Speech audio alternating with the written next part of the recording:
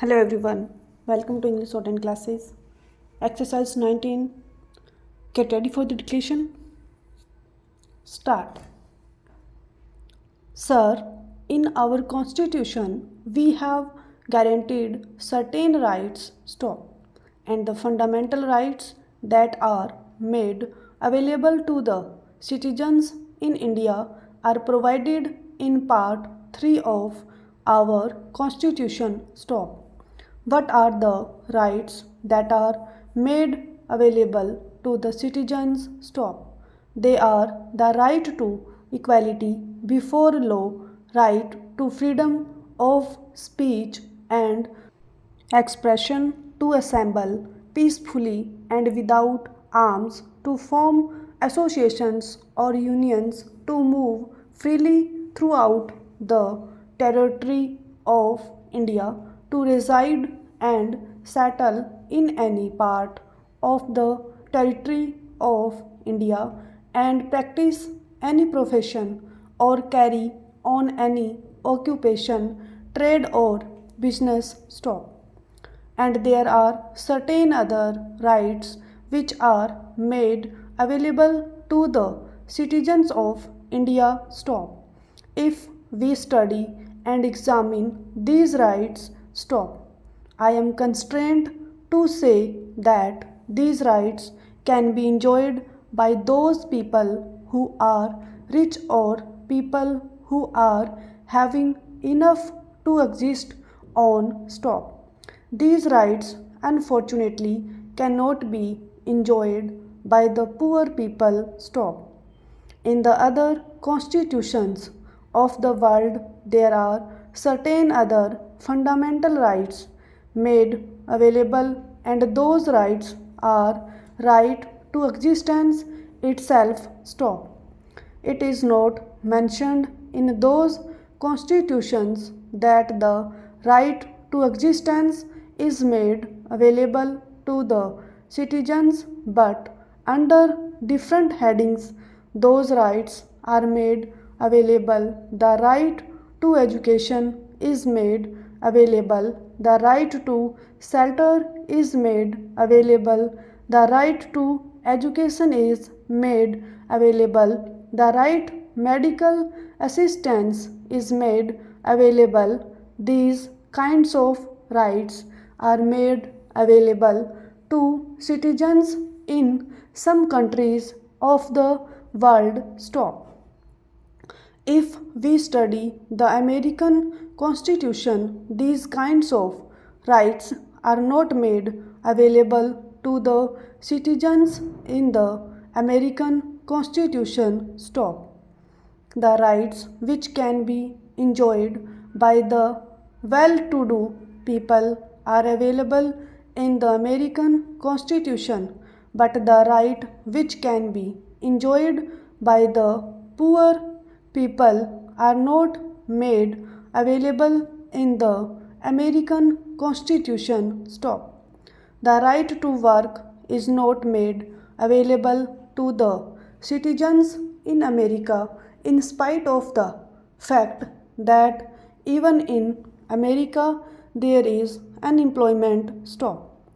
America is a very vast country having huge resources and very limited population, yet the right to work is not made available to the citizens in America.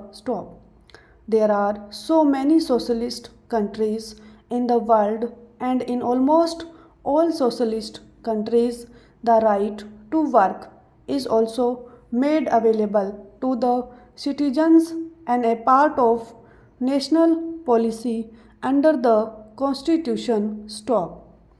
The new Russian constitution has gone a step ahead and says that the right to work of the choice of the man who wants to work is available to the citizen.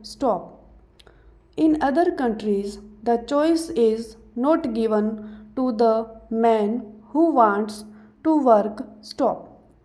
He can go to the government and ask for a job, and a job is made available to him, stop. He has to accept it whether he likes it or not, stop. But in the Russian constitution, one can say, I want a job of this kind, and that kind of job should be made available to me, stop. And that of a job is given to him under the new constitution in the Russia, stop. But there is one thing which is to be borne in mind when we take these things into consideration, stop. In all the capitalist countries or the countries which are not socialist countries, the right to work is not made available, and in almost all the countries, the duty to work is not made available, stop. There is no duty cast upon the citizen to do their job, stop. But in all the socialist countries, the right to work is given as well as the duty to work is also cast upon the citizens, stop.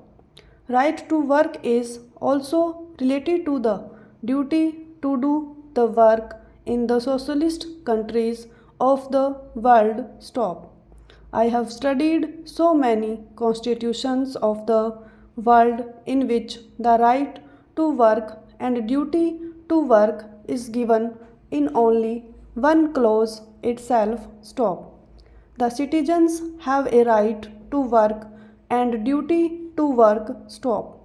In one sentence that is mentioned, stop. Even in China, the duty is cast upon the citizens to work, stop.